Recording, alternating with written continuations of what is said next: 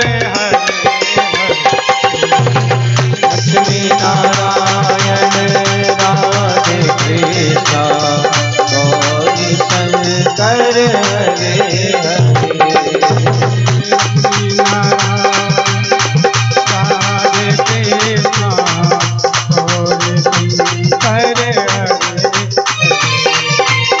लक्ष्मी नारायण राधे कृष्णा गौरी शंकर हरे हरे गौरी शंकर हरे हरे गौरी शंकर भगवान जय। ओम नमः पार्वती पतये हर हर महादेव। नारायणं नमस्कृत्य नरं चैव नरोत्तमं देवीं सरस्वतीं व्यासं ततो जयमुदीरयतु।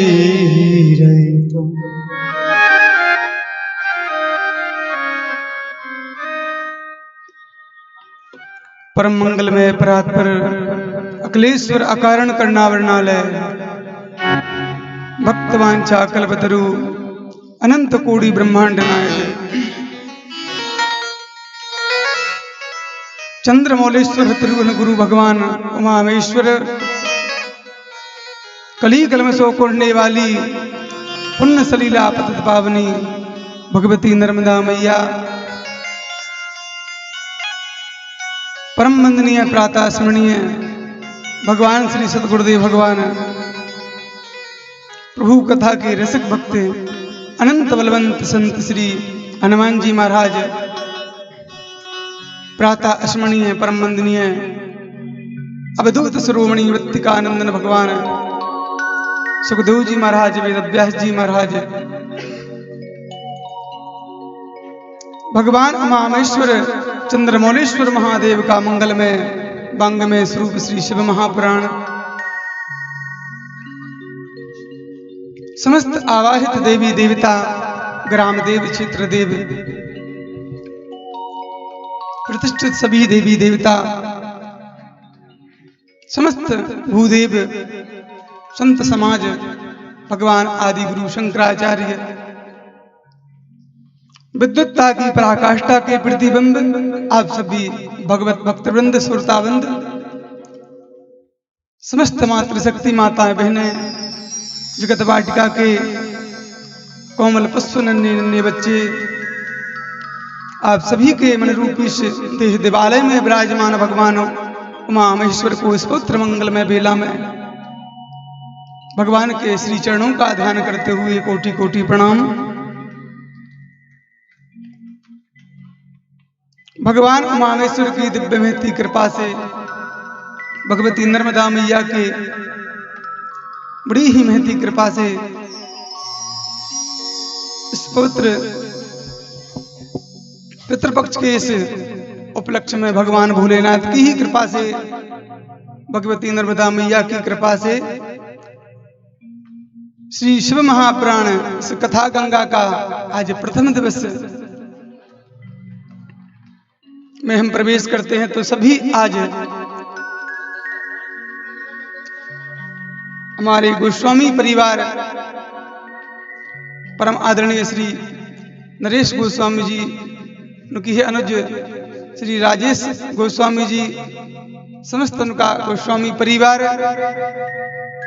जिनके द्वारा यह दिव्य श्री शिव महापुराण का दिव्य महामहोत्सव इस कथा का आयोजन किया जा रहा है। तो आज प्रथम दिवस की बेला में आज समस्त गोस्वामी परिवार की ओर से जो कि उनके ही पिताजी की प्रथम पुण्य तिथि पर इस दिव्य श्री शिव महापुराण का आयोजन किया जा रहा है। तो समस्त गोस्वामी परिवार की ओर से और व्यास मंच से आप सभी का बहुत बहुत अभिनंदन है, बहुत बहुत स्वागत है। भगवान भोलेनाथ की आज दिव्य मंगलमय यात्रा में सभी सम्मिलित हुए। बड़े धूमधाम से भगवान की मंगलमय यात्रा का हमने आनंद लिया और सारे नगर में बड़ी उल्लास पड़ा, हर्ष था आज। तो मानो आज देवलोक से भी सभी देवता, क्योंकि भगवती नर्मदा मैया के इस पावन गोद में भगवान नर्मदेश्वर महादेव का श्री शिव महापुराण का मानो भगवान महादेव की पदार्पण हुआ हो, तो मानो देवलोक से देवता भी अमृत की वर्षा कर रहे हो।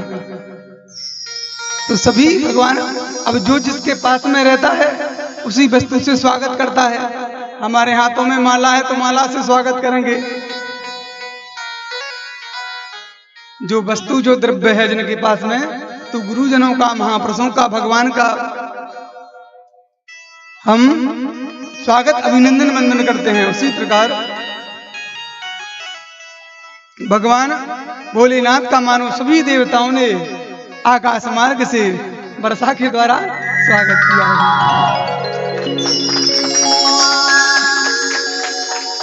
और ऐसी किंवदंती भी है और माना भी जाता है, कोई यज्ञ इत्यादि अनुष्ठान प्रारंभ भी होता है या यज्ञ के मध्य में या विश्राम में सफलता कब मानी जाती है, कई लोग तो ऐसा भी मानते हैं यज्ञ हवनात्मक हो या पाठात्मक हो, अगर बरसात हो जाए, इंद्र देवता प्रसन्न हो जाए, तो मानो यज्ञ संपन्न हो गया। तो हमारा तो प्रारंभ में ही संपन्न हो गया। तो भगवान भोलेनाथ से सभी संध्या काल में प्रार्थना करें, प्रभु आपकी बड़ी कृपा भाई, लेकिन ज्यादा अधिक ऐसी कृपा ना बरसाएं, क्योंकि बड़े ही पुण्य से भगवती नर्मदा मैया की कृपा से हम सभी को यह सौभाग्य प्राप्त हुआ है कि प्रभु, क्योंकि कहा गया है कि भक्ति भक्त भगवंत गुरु चतुर नाम बपु एक, जिनके पद बंदन किए नासहि बिघिने अनेको। कौन कौन के पद चरणों की वंदना करें, उनका नाम स्मरण करें? बोले भक्ति, भक्त, भगवंत और गुरु। भगवान हो या भगवान के भक्त हो या भक्ति महारानी हो, अगर इनका स्मरण करते हैं, नाम लेते हैं, तो सभी विघ्न बाधाएं दूर हो जाती हैं। तो भगवान का स्मरण करें, भगवान से प्रार्थना करें, प्रभु आज तो प्रारंभ दिवस में बरसात ही बरसात हुई, इसलिए आज कथा में विलंब हो गया। तो प्रभु ऐसी कृपा करें, यह हमारा सप्तदिवसीय श्री शिव महापुराण का मंगलमय यह साप्ताहिक यज्ञ निर्विघ्नता संपन्न हो।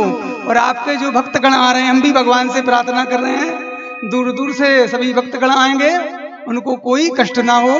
प्रभु जब तो आनंद पूर्वक आपकी कथा उस समय सम्मिलित होंगे। गौरी शंकर भगवान की जय हो। तो आज कथा का प्रथम दिवस है और आज महात्मा की कथा श्रवण करते ही हम, लेकिन समय अभाव के कारण देखो इस समय 7:30 बजने वाले हैं। तो भगवान का नाम स्मरण करते हुए, कुछ महिमा को स्मरण करते हुए, क्योंकि भगवान की कथा तो अनंत है, उस परमात्मा ही अनंत स्वरूप है, उसका भला हम कैसे अंत ले सकते हैं?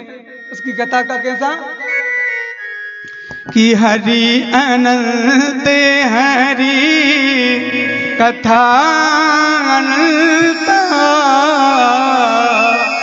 हरि अनंत हरि कथा अनंत, हरि अनंत हरि कथा अनंत, हरि अनंत हरि कथा अनंत, हरि अनंत हरि कथा अनंत, कहीं तो नहीं बहु विधि सब सुनता, कहीं सुनहि बहु विधि सब सुनता, कहीं तो नहीं बहु विधि सब सुनता, कहीं सुनहि सब विधि सब।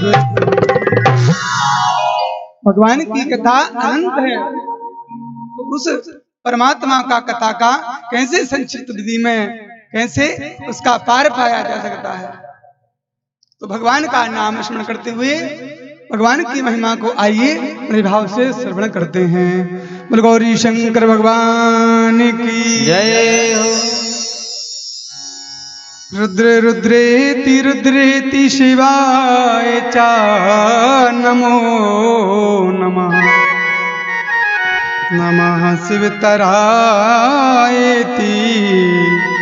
शंकरायति कीर्तयतो।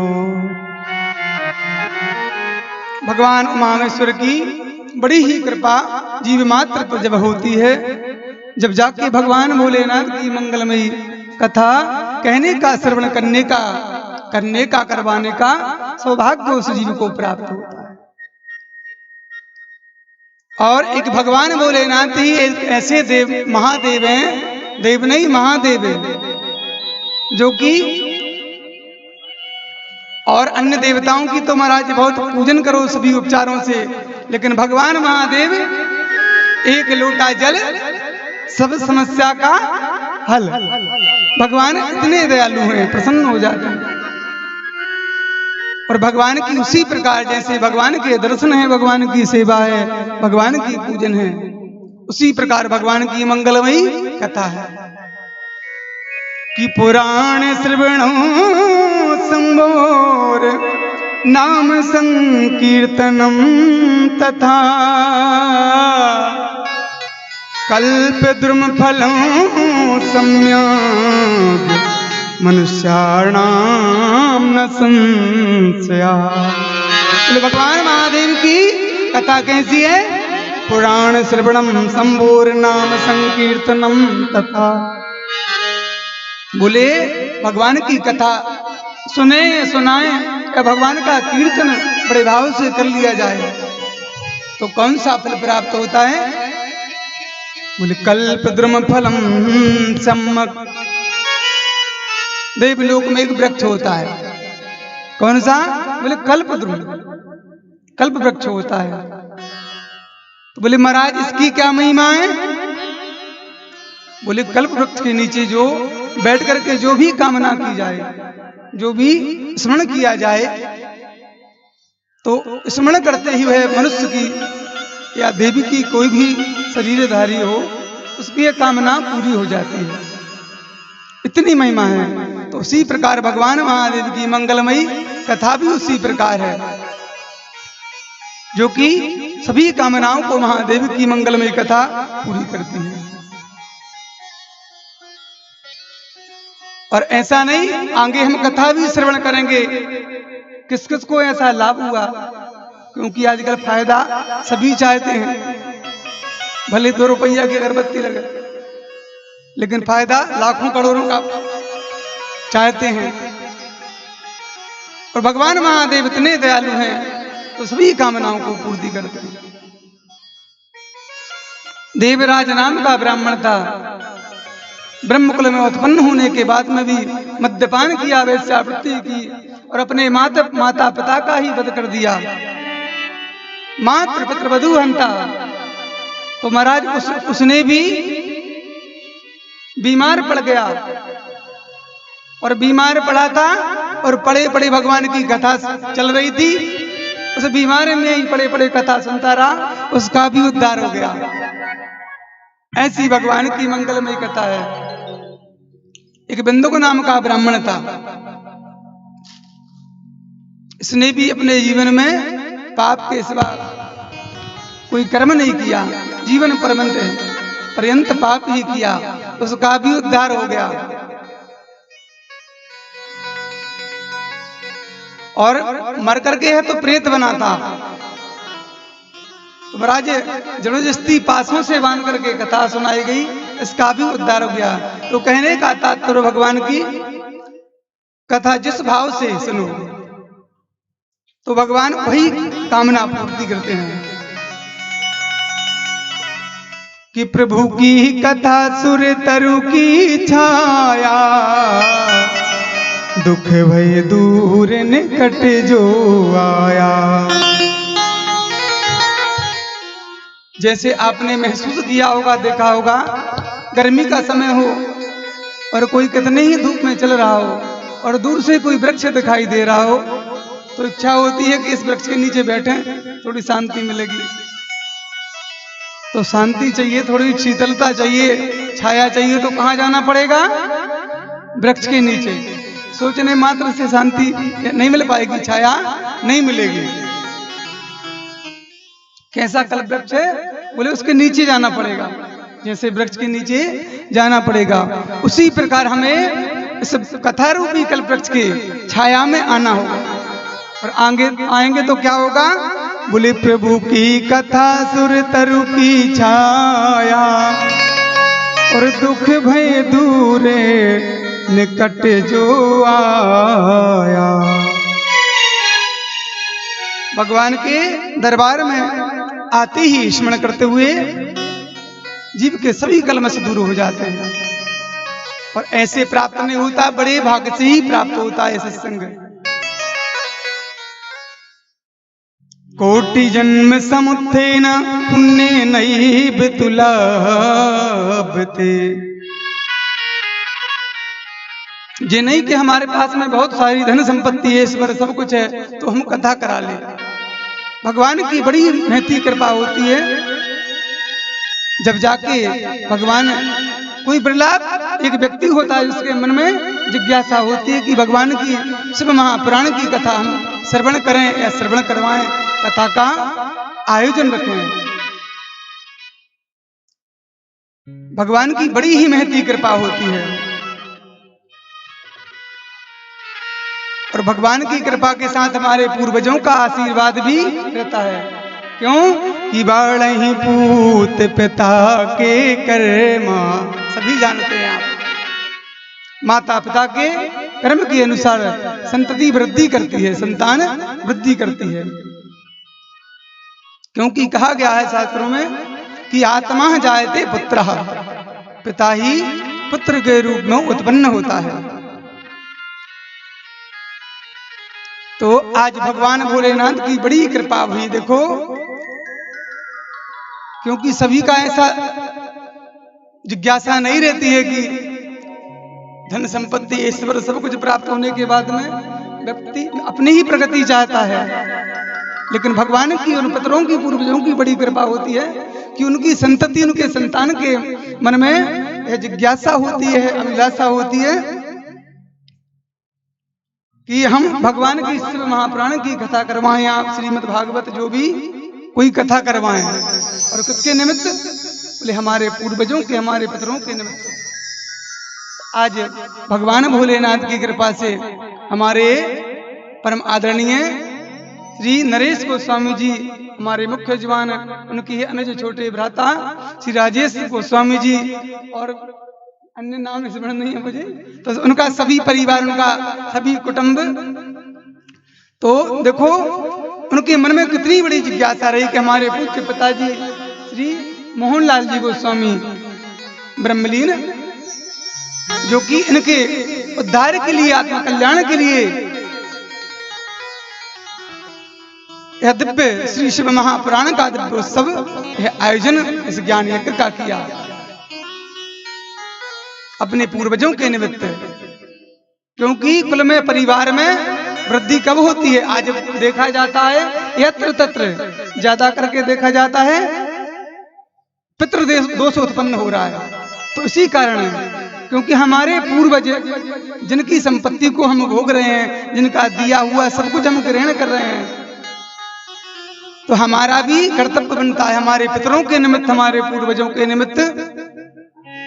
अरे कुछ ना दे तो उन्हें पितृ पक्ष में विशेष रूप से जल दे, और वर्ष में या जीवन में ही समझ लो, जीवन में एक बार तो उन सभी पूर्वजों के, उन पितरों के निमित्त कोई विशेष यज्ञ अनुष्ठान इत्यादि उनके आत्म कल्याण के लिए हो सकता है। कोई अधोगति में कोई हमारा पूर्वज, हमारे कोई पुत्र पड़े हों तो उनका भी कल्याण हो जाए।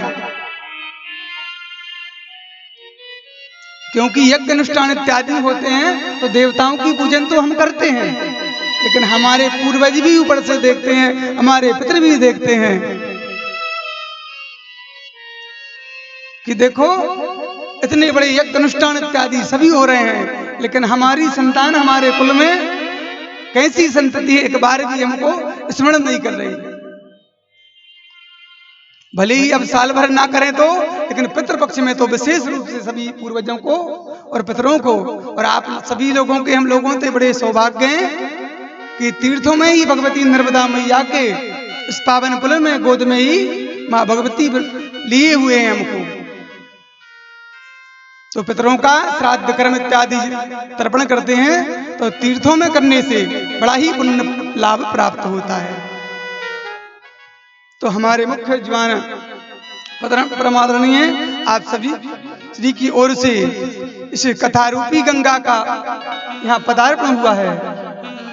तो आज से लेकर के 7 दिवस पर्यंत तक हम इस श्री शिव महापुराण कथा रूपी गंगा में गोता लगाएंगे और नर्मदा मैया में भी डुबकी लगाएंगे, लेकिन धीरे धीरे संभल के जाना।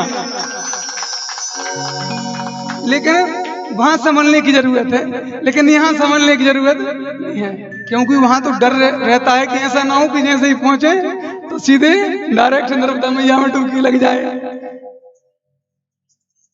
तो वहां डर रहता है, ज्यादा गहरे जल में न जाए, उस गंगा में डर रहता है। लेकिन इस कथा रूपी गंगा में डरने की कोई बात नहीं, जितने गहरे में चले जाओ। बोलो नर्मदा मैया की जय हो, गौरी शंकर भगवान की जय। तो आज हमारे मुख्य जवान जी जो कि इस कथा रूपी गंगा को लेकर के आए और तो स्वयं तो स्नान करेंगे, समस्त ग्रामवासियों को, बंधु बांधवों को, इष्ट मित्रों को, समस्त भक्तों के लिए भी स्नान 2-2 गंगा में स्नान करवा रहे हैं। मानो एक कुंभ लग जाएगा यार 7 दिन तक। न जाने कितने लोगों को इस पावन पितृपक्ष में भगवान की मंगलमयी कथा श्रवण करने का सौभाग्य प्राप्त होगा। तो भगवान की बड़ी ही कृपा होती है जब जाके यह सत्संग श्री शिव महापुराण का प्राप्त होता है जीव को। और हमारे ही दशनामी गोस्वामी समाज के प्रवर्तक भगवान शिव के ही अवतार भगवान आदि गुरु शंकराचार्य, उन्होंने दशनामी गोस्वामी वंश परंपरा को ग्रस्त और दोनों वंश परंपराओं को उद्धृत किया, दोनों को बढ़ाया। एक धर्म की रक्षा के लिए, एक उसकी पताका को लहराने के लिए, क्योंकि भगवान आदि गुरु शंकराचार्य ने यही सोचा, विद्वानों से तो मैं शास्त्रार्थ में परास्त कर दूंगा, दिग्विजय प्राप्त कर लूंगा, लेकिन आताताइयों से, विधर्मियों से कैसे दिग्विजय प्राप्त करूंगा। तो भगवान आदि गुरु शंकराचार्य ने ही ब्रह्म कुल में उत्पन्न उन श्रेष्ठ ब्राह्मणों को, उन तपस्वी ब्रह्मचारियों को दीक्षा दे करके एक दशनामी वंश परंपरा चलाई, जो कि ग्रस्त वंश में 2 वंश हैं संसार में। कौन कौन से? एक नाद वंश, एक बिंदु वंश, एक ग्रस्त, एक ब्रक्त वंश। तो दशनाम वंश परंपरा आगे हम विस्तार से सुनेंगे, अभी संक्षिप्त में चल रहा है। तो दशनाम वंश परंपरा चलाई ऐसे भगवान आदि गुरु ने। बड़ी सुंदर सुंदर भगवान आदि गुरु शंकराचार्य भगवान के जीवन काल की बड़ी सुंदर सुंदर जिन्होंने रचनाएं की। तो विवेक चूड़ामणि नामक ग्रंथ में भगवान आदि गुरु शंकराचार्य 3 बातों को बड़ा दुर्लभ बता रहे हैं कि मनुष्यत्वम मोक्षत्वम महापुरुष संश्रया। भगवान आदि गुरु शंकराचार्य कहते हैं जीवन में 3 बातें बड़ी ही दुर्लभ हैं। एक कौन सी? मनुष्यत्वम, मोक्षत्वम, महापुरुष संश्रया। बोले मनुष्य का देह प्राप्त करना, मनुष्य का शरीर मिल जाना बड़ी ही दुर्लभ है। सभी योनियों में एक मानव देही एक ऐसा है जिसके द्वारा मनुष्य उस परम पुरुष परमात्मा की प्राप्ति कर सकता है। यही एक मानव का, एक मनुष्य का ऐसा शरीर है जिससे कि व्यक्ति अपना जीव, अपना आत्म कल्याण कर सकता है, अपना उद्धार कर सकता है। यही एक आखिरी शरीर है, प्रारंभ समझें आखिरी समझें, यही एक आत्म कल्याण के लिए सब कुछ है। और यही ऐसे ही नष्ट हो जाए, व्यतीत हो जाए, पुनः वही कि पुनरपि जननम पुनरपि मरणम पुनरपि जननी जठरे शयनम। वही जन्म मरण का चक्कर चलता रहता है चक्र। तो भगवान आदि गुरु शंकराचार्य कहते हैं मनुष्य का शरीर मिलना बड़ा ही दुर्लभ है, और वो भी भारत भूमि में, क्योंकि भारत भूमि की ऐसी भूमि है जहां सब कुछ सुलभ है। हमें उस परम पुरुष परमात्मा की तपस्या से, साधना से, योग से, भक्ति से प्राप्ति की जा सकती है। अन्यत्र दूसरे देशों में कहीं जन्म मिल जाता है तो वह तो सब भोग भूमि बताई गई है। अरे जहां तक स्वर्ग आदि इत्यादि लोकों में भी विषय बाहुल्यता बहुत है, लेकिन अपने उद्धार के लिए, अपने कल्याण के लिए एक यज्ञ अनुष्ठान इत्यादि कथा सत्संग करना हो, करवाना हो तो पृथ्वी पर ही आना पड़ता है। स्वयं बताता ब्रह्मा जी भगवती नर्मदा मैया के पावन पुलिन पर तट पर आए हैं यज्ञ करने के लिए। कहा नर्मदा मैया के तट पर आए हैं। ब्रह्मा जी की इच्छा हुई कि मैं भी तो यज्ञ करूं, मेरे लिए तो सब होता है। तो स्वयं ब्रह्मा जी भी भगवती नर्मदा मैया के पावन पुलिन पर आए हैं, यज्ञ किया है। श्री नर्मदा पुराण में कथा विस्तृत है। तो अन्य सभी देवता भगवान के कई अवतारों में जिन्होंने भी अर्चन पूजन और भगवती नर्मदा मैया के पावन पुलिन की तो बड़ी महिमा बताई गई, क्योंकि रेवह तीरे तपह कुर्यात। तपस्या करना है तो कहां करें? बोले नर्मदा मैया के तट पर करें। और तपस्या किमन सिद्ध थी? बोले तपस्या से क्या सिद्ध नहीं होता, क्या नहीं प्राप्त हो जाता है। ऐसी भगवती नर्मदा मैया की महिमा है और इस पवित्र वसुंधरा की महिमा है कि बड़े भाग मानस तने पावा सुर दुर्लभ से सब ग्रंथ ही गावा।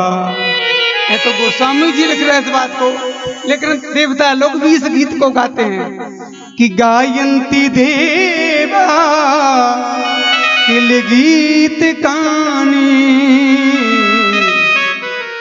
गायंती देवा किल गीत कानी, धन्यात ते भारत भूमि भागा। देवता लोग कह रहे हैं धन्य है भारत भूमि। देवता भी ललायत रहते हैं, दुर्लभो मानसो देहो देही नाम क्षण भंगुरा। देवताओं को भी शरीर दुर्लभ है।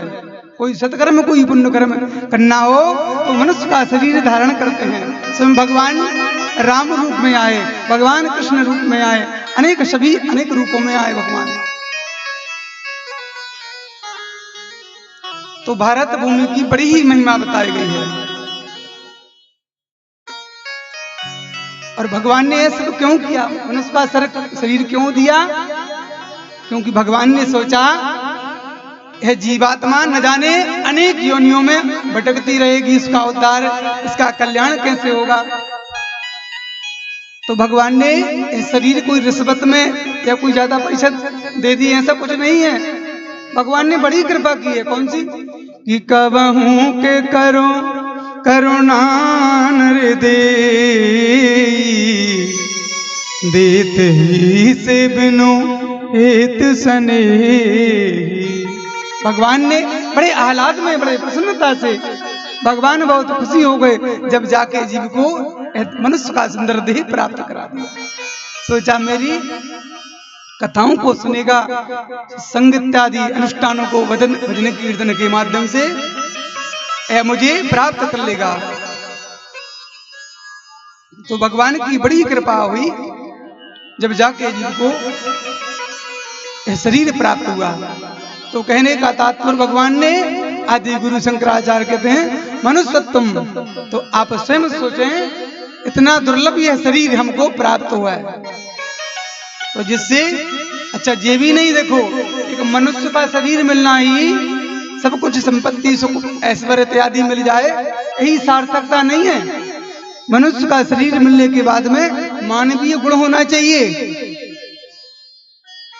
मनुष्य के, क्योंकि स्वयं रामचरितमानस ग्रंथ में भगवान श्री राम दर्शाते हैं, स्वयं गोस्वामी जी क्या लिखते हैं, ग्रंथ के नाम में ही सब कुछ सार लिख दिया।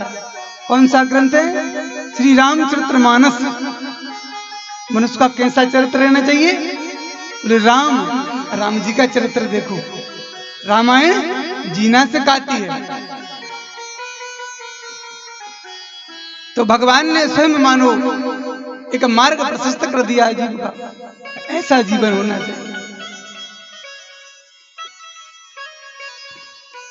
तो बड़े भाग्य से है हमें जीवन मिला, तो हमारे अंदर गुण होना चाहिए मानवीय, हम एक दूसरे की मदद करें, बेसहारों का सहारा बने। परमात्मा ने हमारी ज्योत जला दी है सुख से, संपत्ति से, धन से, ऐश्वर्य से, तो जिसकी ज्योत बुझ रही है, जो बेसहारा है, जो गरीब है, जो दुखी है, तो उसका हम सहारा बन जाएं, तो यही सच्ची मानवता है।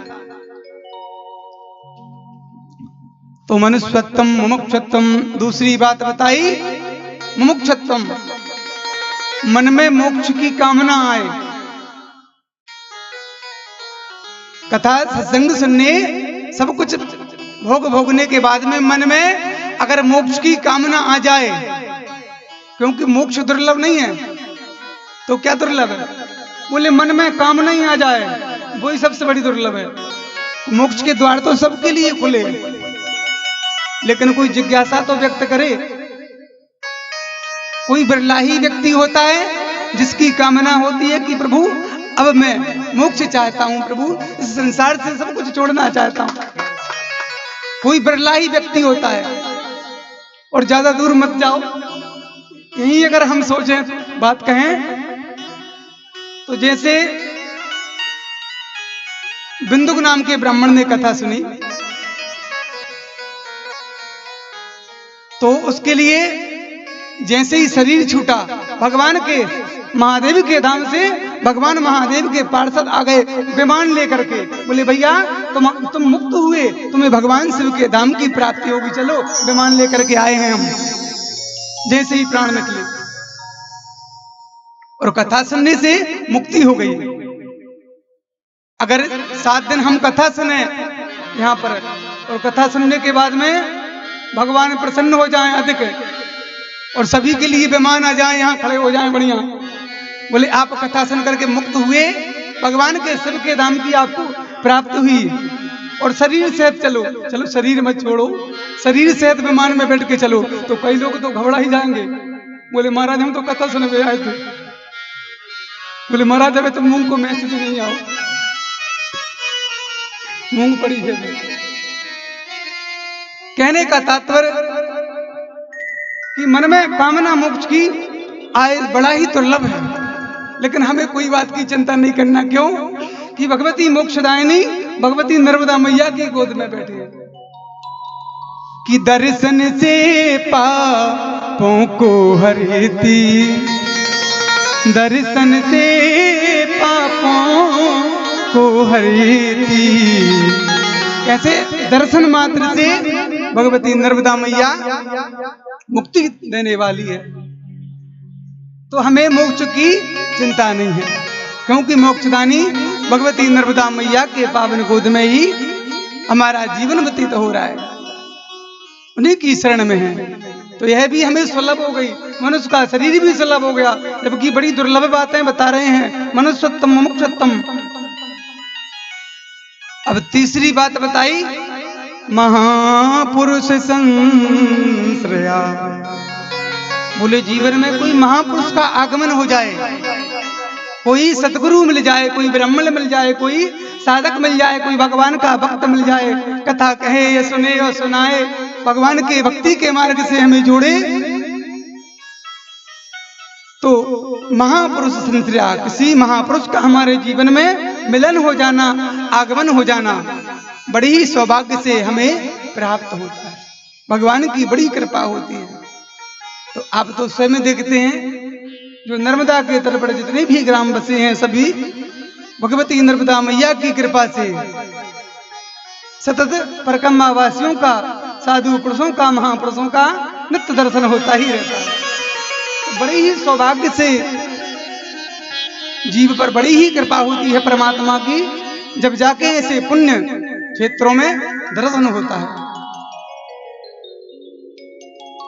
और भगवती नर्मदा मैया की ऐसी महिमा बताई गई है शास्त्रों में कि त्रिभिः सारस्वतम पुण्यम सप्त दिवसे तु यामनम सद्या पुनाति गांगेयम नर्मदा बारी दर्शनम। बोले भगवती सरस्वती मैया के पावन जल में स्नान करने से, बोले त्रिभिः सारस्वतम, बोले 3 दिन आप डुबकी लगाएं, स्नान करें, सत्कर्म पुण्य करें, महाराज संपूर्ण कामनाएं पूर्ति होती हैं। और 7 दिन यमुना मैया में सप्त दिवसे तु यामनम, जो पुण्य फल प्राप्त होता है तो है गंगा मैया में एक डुबकी लगाने मात्र से प्राप्त हो जाता है। सद्या पुनाति गांगेयम, डुबकी लगाने मात्र से भगवती गंगा मैया पवित्र कर देती है। लेकिन धन्य है भगवती नर्मदा मैया, बोले नर्मदा बारी दर्शनम, बोले नर्मदा मैया के दर्शन मात्र से और संपूर्ण पुण्य फल प्राप्त हो जाता है। ऐसी भगवती नर्मदा मैया की कृपा है। तो भगवान आदि गुरु शंकराचार्य ने 3 बातें जो दुर्लभ बताई, मनुष्यत्तम, मोक्षत्तम, महापुरुष संश्रयः, तो भगवान की कृपा से ये तीनों हमें सुलभ हो रही हैं। तो भगवान की बड़ी कृपा है। तो भगवान से प्रार्थना करें, प्रभु ऐसी मति, ऐसी गति, ऐसी रति प्रभु हमें प्राप्त होगी। सतत आपकी सेवा में साधु संतों की, महापुरुषों की, भक्तजनों की, गुरुजनों की, माता पिता की, पूर्वजों की, उनके सभी देवी देवताओं का, उन पूर्वजों के, महापुरुषों के मार्ग पर हम चलें, जिससे कि हमारा भी कल्याण हो, हमारे वंश, हमारी पीढ़ियों का भी कल्याण हो। एक संस्कृति, एक संस्कार, हमारा संसार, यह सभ्यताएं सभी सुरक्षित रहें। इन सबको हम धारण करेंगे। हम मन में भले ही मोक्ष की कामना ना करें, लेकिन यह तो कामना कर सकते हैं प्रभु हमें अच्छी मति दे प्रभु, हमारे वंश का, हमारे कुटुंब का, हमारे परिवार का कल्याण हो। तो कल्याण तो उसी में होगा, क्योंकि जैसी हमारी मति होगी वैसी गति होगी। अंते मति सा गति। श्रीमद् भागवत महापुराण में कथा श्रवण करते हैं महाराज जड़भरत जी की। 1 करोड़ वर्ष राज्य किया, एक क्षण मात्र में सब कुछ छोड़ करके गंडकी नदी पे आ गए, तपस्या में लीन हो गए। लेकिन एक मृग के शावक में अंतिम समय रति रही, चिंतित रहे, न जाने उस शावक को कौन ले गया होगा, उस मृग के बच्चे को। तो अंतिमति सागति, मृग के बारे में सोच रहे थे, चिंतन कर रहे थे। उसी समय शरीर से प्राण निकल गए, उसी समय पूरा हुआ और अगला जन्म मिला मृग का। तो इसलिए सदा भगवान का भले ही गृहस्थ में रहे हैं, व्रत में जो भी कार्य करें, लेकिन मन भगवान, तन संसार में रहे। मन कहाँ रहे? भगवान की कथा में रहे, भगवान की कीर्तन में रहे, भगवान का नाम स्मरण करें। और भगवान से यही प्रार्थना करें, प्रभु हमारा यह देह रूपी यह रथ है, ये पार पकड़ जाए, आपके दरबार तक पहुंच जाए। भले अंदर बाउंड्री के ना पहुंच पाए, लेकिन चल तो दे कम से कम आपके दरबार के लिए। अपने रथ को सुमारग लगाते चलो, अपने रथ को सुमारग लगाते चलो, कृष्ण गोविंद गोपाल गाते चलो, कृष्ण गोविंद गोपाल गाते चलो, गोविंद गोपाल गाते चलो, कृष्ण गोविंद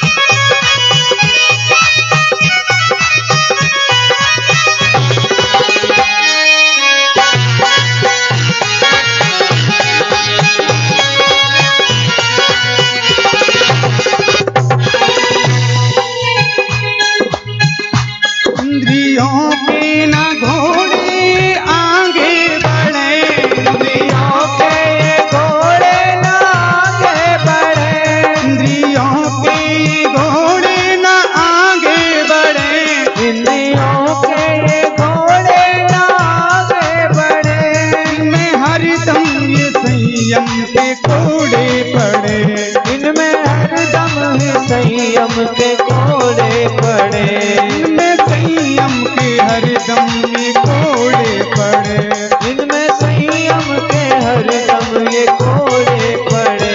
अपने रथ को सुमारक लगाते चलो, अपने रथ को सुमारक लगाते चलो, रथ को सुमारक लगाते चलो, अपने रथ को सुमारक लगाते चलो। गोविंद गोविंद गाते चलो, गोविंद गोपाल गाते चलो।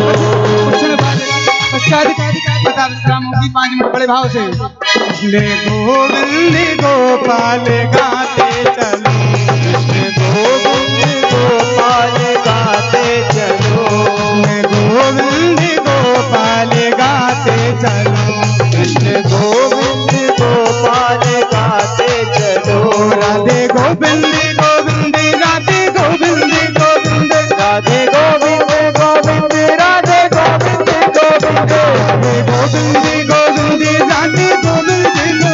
राधे गोविंद गोविंद, राधे गोविंद गोविंद राधे गोविंद गोविंद, श्याम गोविंद गोविंद, श्याम गोविंद गोविंद, श्याम गोविंद गोविंद, श्याम गोविंद गोविंद। अपने रथ को सुमारक लगाते चलो, मेरा रथ सुमारक लगाते चलो, रथ को सुमारक लगाते चलो, रथ सुमारक लगाते चलो। गोविंद गोविंद गोपाल गाते चलो, गाते चलो, गोपाल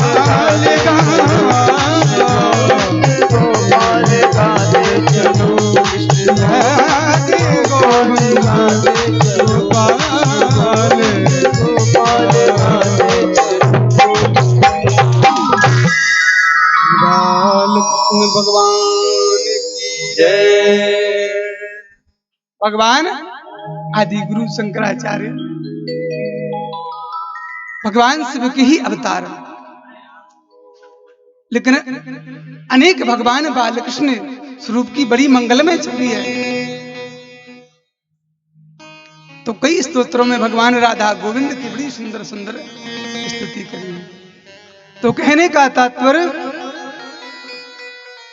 भगवत कृपा से यह सब कुछ हमें सुलभ हुआ है, तो यह जीवन हमारा ऐसे ही नावतीत हो जाए।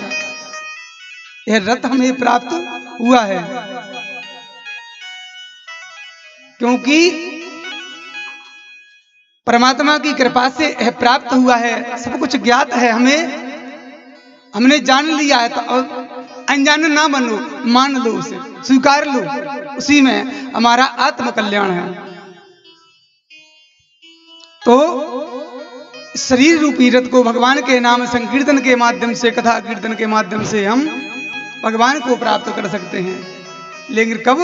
जब हम जीवन में सात्विकता रहेगी, संयम रहेगा, साधना रहेगा, सब कुछ जब जाके जिज्ञासा भगवान के प्रति हो, तो सब कुछ भगवान की कृपा से प्राप्त होगा। तो भगवान भोलेनाथ की बड़ी मंगलमय कथा को, क्योंकि अभी तो महात्म में प्रवेश ही नहीं हुए हैं, तो समय भी 8 बज गया है, क्योंकि मच्छर भी बहुत परेशान कर रहे होंगे सभी लोग, क्योंकि यात्रा में भी सभी ने बहुत भीग गए होंगे, परेशान हो गए होंगे। तो आज कथा को ही विश्राम करते हैं। भगवान भोलेनाथ की कृपा से, भगवान भोलेनाथ की कृपा से कल पुनः हम ठीक 2 बजे से कथा प्रारंभ होगी, संध्या 5 बजे तक कथा का समापन होगा। और भगवान भोलेनाथ की कृपा से सब कुछ हमें अवसर प्राप्त हुआ है, तो सभी ज्यादा से ज्यादा संख्या में कल से और भगवान की कृपा से सब और भोलेनाथ और व्यवस्था करवा देंगे बैठने की। अभी हमारी मैयाएं, माताएं, बहनें थोड़ी परेशान है वहां पर, तो सब भगवान भोलेनाथ बढ़िया कल बढ़िया व्यवस्था करवा देंगे जैसे भी। तो कल भगवान भोलेनाथ के दिव्य महात्म को हम श्रवण करेंगे आज यहीं, क्योंकि महात्म की कथा भी जरूरी है, इसलिए हमने आज संक्षिप्त में भी नहीं कही, कल विस्तार से कह सकें, क्योंकि पहले हम जानेंगे जब तो मानेंगे कि जाने बिनु न हो ये प्रतीति, बिनु प्रतीति हो नहीं प्रीति। तो इसलिए कल विस्तार से भगवान महादेव के महत्व को श्रवण करेंगे बड़े भाव से। तो सभी बड़े भाव से भगवान की मंगलमय हम कथा को श्रवण करेंगे। तो सभी आरती के लिए ओम ज्वालामालिन्यै नमः, रत्नेश्वरी नमो नमः, सर्वोपचार्थे गन्धक्षत पुष्पाणि समर्पयामि।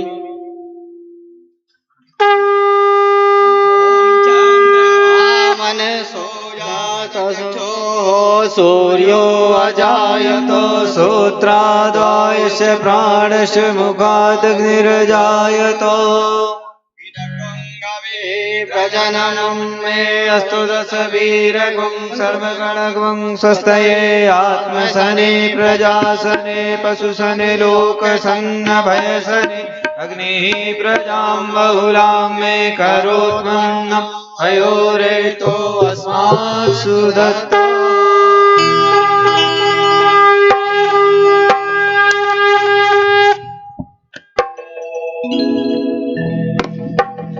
ओम जय शिव ओंकारा, भोले हरे शिव ओंकारा, ब्रह्मा विष्णु सदा शिव, भोले भोलेनाथ महादेव, अर्धांगी धारा, ओम हर हर हर महादेव। जय शिव ओंकारा, भोले हरि शिव ओंकारा, ब्रह्मा विष्णु सदा शिव, भोले भालेनाथ महादेव, अर्धांगी धारा, ओम हर हर हर महादेव। एकानन चतुरानन पंचानन राजे, ओ भोले पंचानन राजे, हंसासन करुणासन, हंसासन करुणासन, वृषवाहन साजे, ओम हर हर हर महादेव। दो भुज चार चतुर्भुज, दस भुज अति सोहे, ओ भोले दस भुज अति सोहे, तीनों रूप निरखता, तीनों रूप निरखता, त्रिभुवन जन मोहे, ओम हर हर हर महादेव।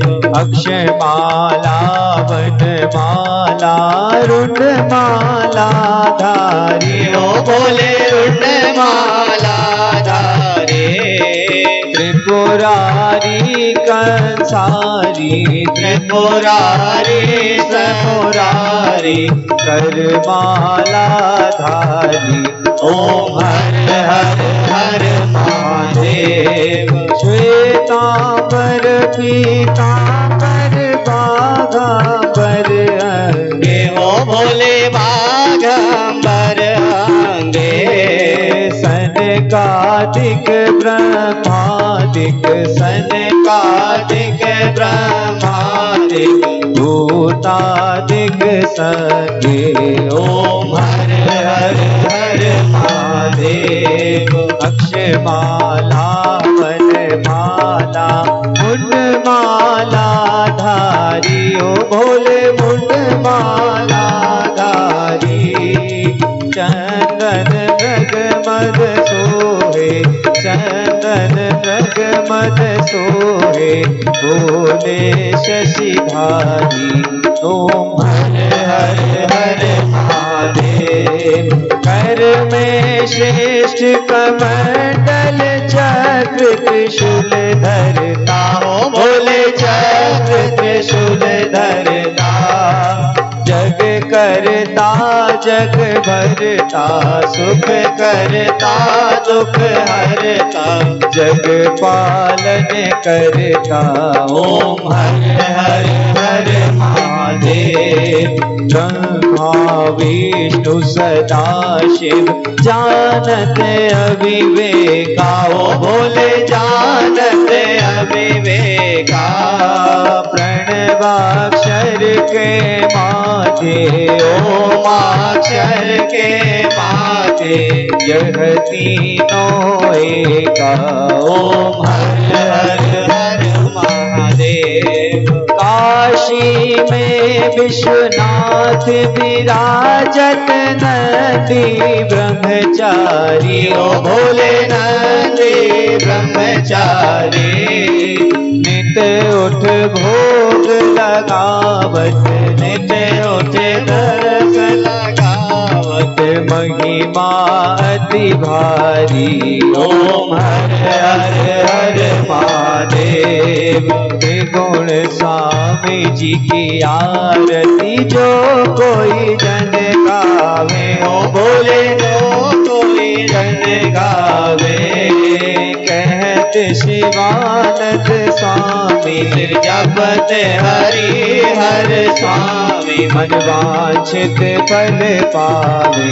ओम हर हर हर महादेव। ओम जय शिव ओंकारा, बोले हर शिव ओंकारा, बोले पार्वती का प्यारा, बोले पीपत भग जाला, बोले ओरस मृग छाला, बोले गले नाग काला, बोले भक्तों का रखवाला। ब्रह्मा विष्णु सदा शिव, बोले भोलेनाथ महादेव, हर धागे हारा। ओम हर हर हर महादेव। ओम हर हर हर महादेव। ओम हर हर हर महादेव।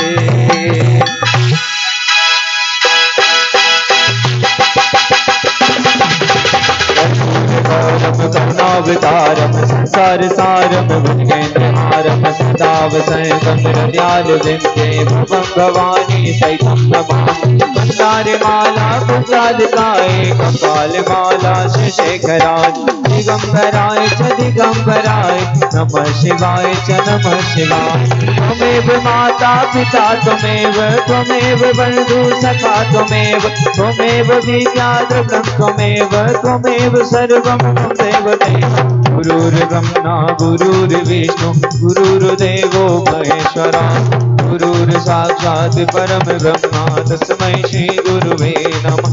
अच्युतं केशवं कृष्ण दामोदरं राम नारायणं वासुदेवं भजे, माधवं गोपिका वल्लभं जानकी नायकं चन्द्रं भजे। हरे राम राम राम हरे हरे, हरे कृष्णा हरे राम राम राम हरे हरे, हरे कृष्णा कृष्णा कृष्णा हरे हरे। राम राम हरे हरे, हरे कृष्णा कृष्णा कृष्णा हरे हरे, हरे राम राम हरे हरे, हरे कृष्णा कृष्णा कृष्णा हरे हरे, हरे राम राम हरे हरे, हरे कृष्णा कृष्णा हरे हरे, हरे राम राम हरे हरे, हरे कृष्णा कृष्णा कृष्णा हरे।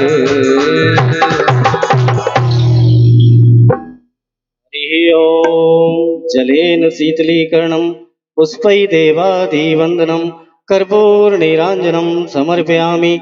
श्री प्राणपुरुषोत्तमाय नमः, श्री नमदादेव्यै नमः, श्री उमामहेश्वराय नमः। हस्ते अक्षतपुष्पाणि गृहीत्वा मन्त्रपुष्पाञ्जलिः। हरे ओम।